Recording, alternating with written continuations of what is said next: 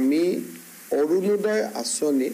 সেচুৰেশন পৰ্যায়ত লৈ যোৱাৰ এটা প্ৰতিশ্ৰুতি অসমৰ ৰাইজক দিছিলোঁ যে আমি যিমান পাৰোঁ অৰুণোদয় আঁচনি আমি ৰাইজৰ মাজলৈ তাক সৰ্বাধিক পৰ্যায়ত লৈ যাম যাতে নোপোৱা মানুহৰ সংখ্যা কমি যায় তেনেকুৱা কৰিব হলে কিমান মানুহক এই আঁচনিৰ অধীনত আনিব লাগিব কিমান টকা ব্যয় কৰিব লাগিব এই গোটেই দিকটো চিন্তা কৰি আমাক এমাহৰ ভিতৰত এখন প্ৰতিবেদন দিবলৈ বিত্তমন্ত্ৰী অজন্তা নেওগ আমাৰ মন্ত্ৰী ৰনোজ পেগু মন্ত্ৰী বিমল বৰা মন্ত্ৰী কেশৱ মহন্ত আৰু মন্ত্ৰী ৰঞ্জিত দাসৰ নেতৃত্বত আমি এখন কেবিনেট সাব কমিটি গঠন কৰি দিছো তেওঁলোকে এমাহৰ ভিতৰত আমাক পৰামৰ্শ দিব যে অসমৰ যদি প্ৰতিটো ফ্যামিলিকে আমি দিব লাগে আৰু প্ৰতিটো ফ্যামিলিৰ ডেফিনেশন কি যে এজন বুঢ়া মানুহ আছিলে তেওঁৰ লৰা ছোৱালী মিলি এটা ফ্যামিলি নে গোটেই কেটা বিয়া হোৱা লৰাক ধৰি এটা ফ্যামিলি দেউতাক মাকক লৈ এটা ফ্যামিলি নে গোটেই কেটা বিয়া হোৱা গোটেই কেজনী বোৱাৰী মিলি এটা ফ্যামিলি হ'ব বা গোটেই কেজন বোৱাৰী বেলেগে বেলেগে এটা ফ্যামিলি হ'ব ফ্যামিলি ডেফিনেশন আৰু আমি কিমান দূৰলৈকে আমাৰ ৰাজ্যৰ বিত্তীয় অৱস্থায় পাৰিব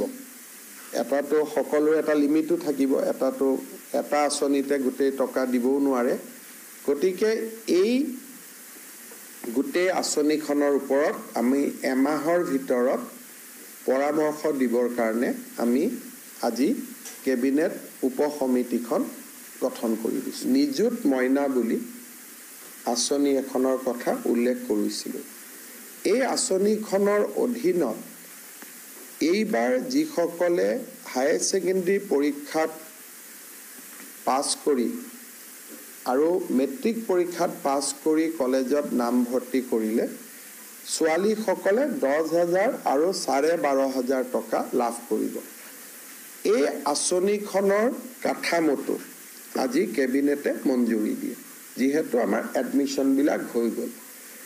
আমি বিচাৰিছো যে অন্তত অহা দুমাহৰ ভিতৰত যদি তেওঁলোকে পইচাটো পাই যায় তেতিয়া ছোৱালীখিনিয়ে নিজৰ পঢ়াটো অব্যাহত ৰাখিব পাৰিব এই আঁচনিখন আমি অহা 15 আগষ্টৰ দিনাখন শুভাৰম্ভ কৰিব খুজিছো সেপ্টেম্বৰ মাহত আজি কেবিনেটে আৰু এটা অনুমোদন দিয়ে যে আমাৰ মাইক্ৰ ফাইনেন্সৰ লোন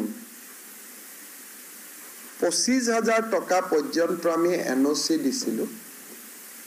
এইবাৰ আমাৰ প্ৰস্তাৱ আছিল যে 50,000 টকা লোৱা লোন সকলৰ টকাটো আমি বেংকক ঘূৰাই দি আমি এনঅসি দিব লাগে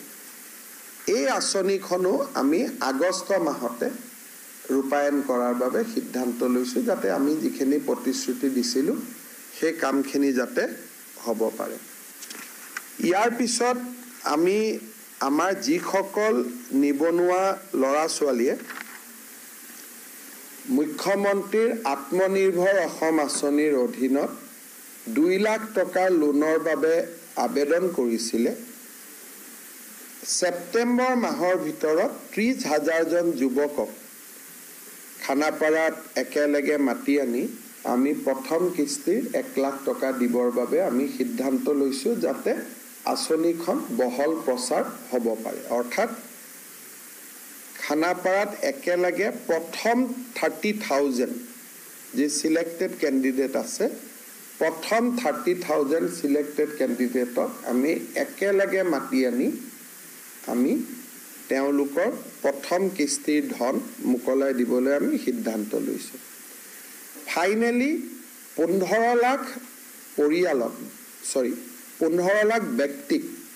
আমি নতুনকৈ ৰেশন কাৰ্ডৰ সুবিধা দিবৰ বাবেও আজি কেবিনেটে সিদ্ধান্ত লৈছে 264 কিলোমিটাৰ নদীৰ ওপৰত বানপানী নাই মথাউৰি নাই সেই কাৰণে সেই মথাউৰি নোহোৱা জায়গাখিনি দি পানীটো সোমাই গৈ বহুত অঞ্চল প্লাবিত কৰে ওয়াটাৰ ৰিসোৰ্স ডিপাৰ্টমেন্টক আজি এটা দায়িত্ব দিয়া হৈছে যে যদি আমি 264 কিলোমিটাৰ নতুন মথাউৰি আমি নিৰ্মাণ কৰিব পাৰো তেতিয়া অসমত মথাউৰি নোহোৱা অঞ্চল নাথাকিব। কৰবাত কৰিবই নোৱাৰি বেলেগ কথা, কিন্তু 264 কিলোমিটাৰ মথাউৰি যদি আমি বনাব পাৰোঁ, তেতিয়াহ'লে যিবিলাক জাগাই জাগাই খালী এৰিয়া আছে ব্ৰহ্মপুত্ৰ আৰু উপনদীসমূহত, সেইটো সম্পূৰ্ণ হৈ যায়। গতিকে ইয়াৰ বাবে কিমান পুঁজি লাগিব